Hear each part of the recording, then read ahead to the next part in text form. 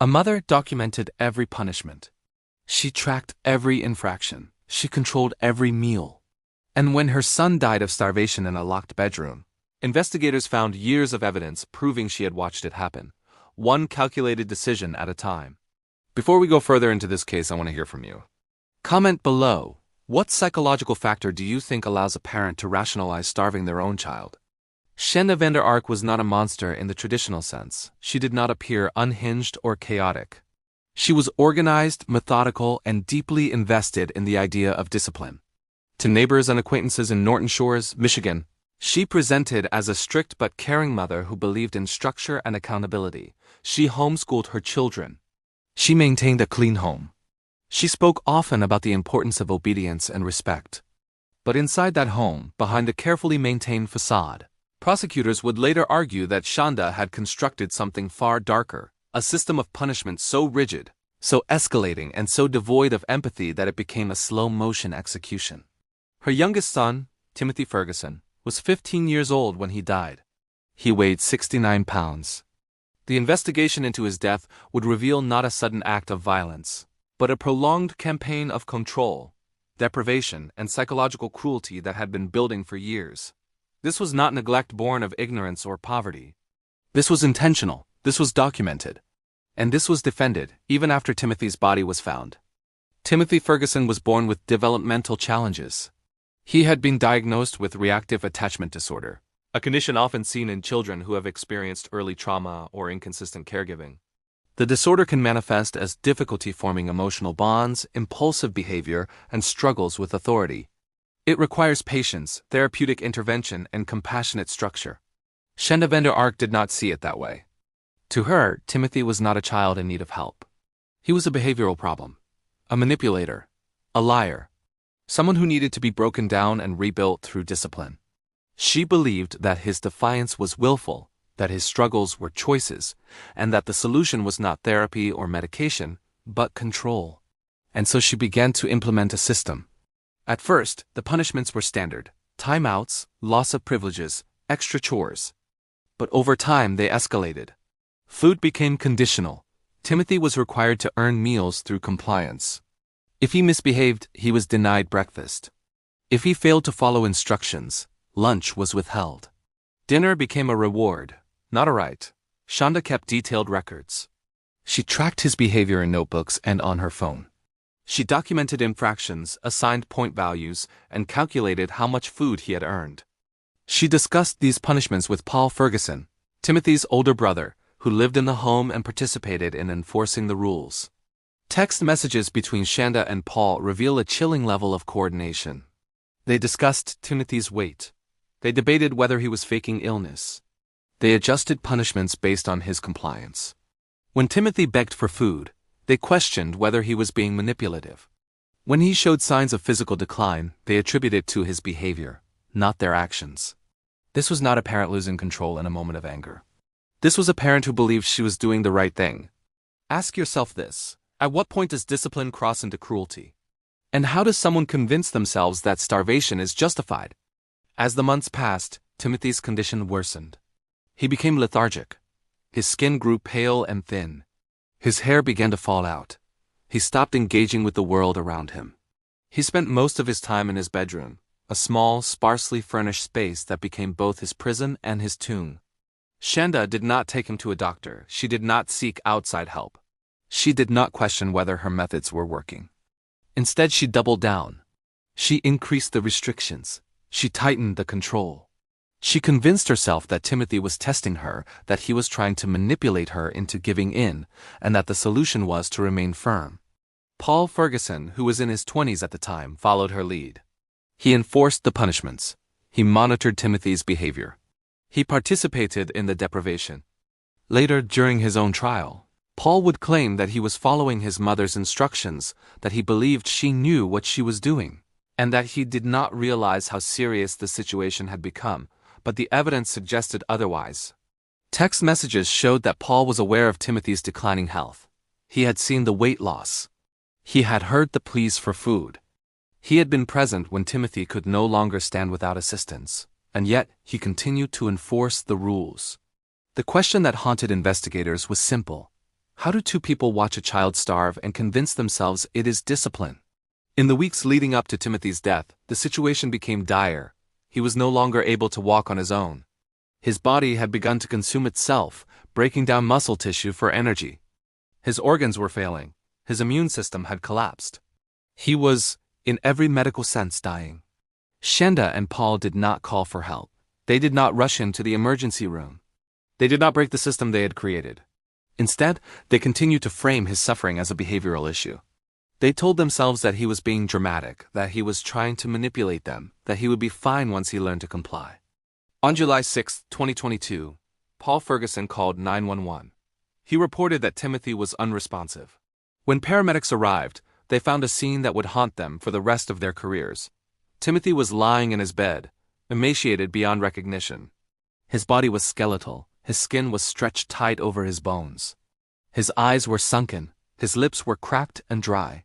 He was cold to the touch. He was pronounced dead at the scene. The cause of death was malnutrition.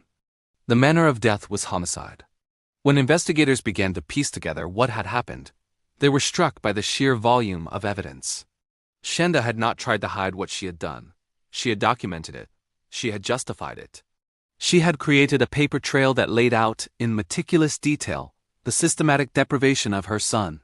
Text messages revealed conversations about Timothy's weight, his behavior, and the punishments being imposed. Photos on Shanda's phone showed Timothy at various stages of decline, his body growing thinner and weaker over time. Notebooks contained logs of his infractions and the corresponding consequences. There were spreadsheets. There were schedules. There were rules written out in careful handwriting. This was not a case of a parent who lost control. This was a case of a parent who maintained control until the very end. Would you have spoken up if you had seen this happening? Or would you have convinced yourself it was not your place to interfere? The trial of Shanda Vander Ark began in 2023 and quickly became one of the most disturbing cases in Michigan's recent history. The evidence presented was overwhelming, but it was not the quantity of evidence that shocked the courtroom. It was the nature of it. Prosecutors played audio recordings of Shanda discussing Timothy's punishments with Paul. Her tone was calm, rational, almost clinical. She spoke about withholding food the way someone might discuss adjusting a thermostat. There was no anger in her voice, no frustration, no doubt. She believed, fully and completely, that what she was doing was necessary. Defense attorneys argued that Shanda had been overwhelmed by Timothy's behavioral issues, that she had been trying to help him, and that she had not intended for him to die. They painted her as a mother who had made mistakes, not a murderer. But the prosecution dismantled that narrative piece by piece. They showed that Shanda had access to resources. She had the ability to seek medical care. She had been warned by family members that Timothy looked unwell. She had chosen, repeatedly and deliberately, to continue the punishments rather than change course. The most damning evidence came from Shanda's own words. In text messages, she referred to Timothy as manipulative and deceitful. She expressed frustration that he was not improving despite the punishments. She discussed increasing the restrictions to force compliance. She never once expressed concern for his health. She never once questioned whether she was wrong. The jury deliberated for less than a day. Shanda Vander Ark was found guilty of first-degree child abuse and felony murder. She was sentenced to life in prison without the possibility of parole. Paul Ferguson was tried separately. He was convicted of second-degree child abuse and sentenced to 30 to 60 years in prison. The judge noted that while Paul had participated in the abuse, he had been under the influence of his mother and had not been the primary architect of the system. But the question remained, how much responsibility does someone bear for following orders when those orders result in death? The case of Shanda Vander Ark is not just a story of abuse.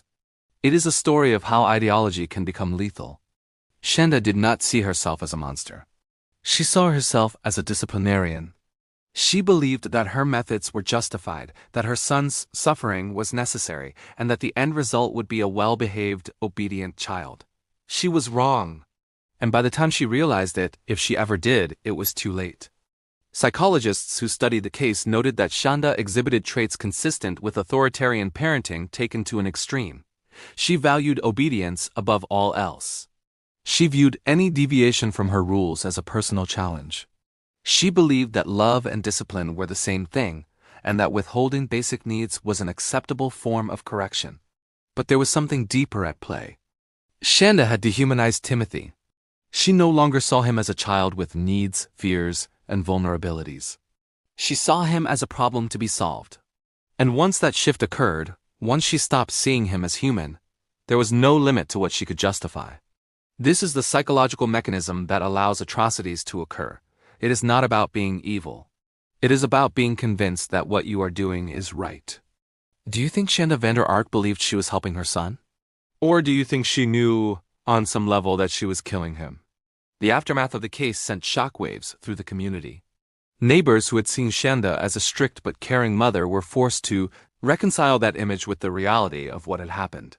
Family members who had noticed Timothy's declining health but had not intervened were left with guilt and regret. Child Protective Services faced scrutiny for not identifying the abuse sooner. But perhaps the most haunting aspect of the case was how preventable it had been. At any point, Shanda could have stopped. She could have taken Timothy to a doctor. She could have admitted that her methods were not working. She could have asked for help. She chose not to. And that choice, repeated day after day, week after week, month after month, became a death sentence. The case also raised broader questions about the limits of parental authority. In the United States, parents have significant legal rights to raise their children as they see fit. But where is the line between discipline and abuse? Who decides when intervention is necessary? And how do we identify cases like this before they become fatal? There are no easy answers. But the case of Shanda Vander Ark makes clear that the cost of inaction is measured in lives. Timothy Ferguson never had a chance. He was born into a world that did not understand him, raised by a mother who saw him as a problem, and subjected to a system that valued compliance over compassion. He spent the last months of his life hungry, isolated, and in pain. He died alone in a locked bedroom, his body too weak to cry out for help. And the person responsible for his care, the person who was supposed to protect him, was the one who orchestrated his suffering. The case of Shanda Vander Ark is a reminder that evil does not always announce itself with violence or rage. Sometimes it arrives quietly, dressed in the language of discipline and control. Sometimes it convinces itself that it is doing the right thing. And sometimes by the time anyone realizes what is happening, it is already too late. Shanda Vander Ark will spend the rest of her life in prison. Paul Ferguson will likely die there as well. But Timothy Ferguson is gone, and no amount of justice can bring him back. The question we are left with is not whether Shanda Vander Ark is a monster. The question is how someone becomes capable of such cruelty while believing they are acting out of love. And that question, more than any other, is what makes this case so deeply, disturbingly human. If you had been a neighbor, a family member, or a friend who noticed something was wrong, would you have intervened? Or would you have told yourself it was not your place, that you did not know the full story, that surely a mother would not harm her own child? Because that is the final, terrible truth of this case. Timothy Ferguson died not just because of what Shanda Vander Ark did, but because of what everyone else did not do.